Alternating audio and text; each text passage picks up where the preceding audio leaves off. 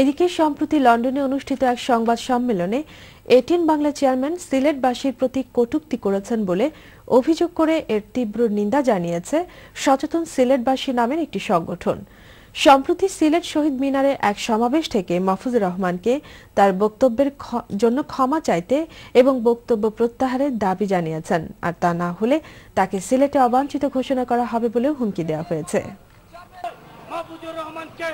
ATN বাংলার chairman Mahfuzur রহমানের ঔদ্ধত্যপূর্ণ আচরণের তীব্র নিন্দা এবং ক্ষোভ জানিয়ে বলতে চাই, সিলেটবাসী সম্বন্ধে এই বক্তব্য সিলেটের কোটি মানুষের হৃদয়ে আঘাত করেছে।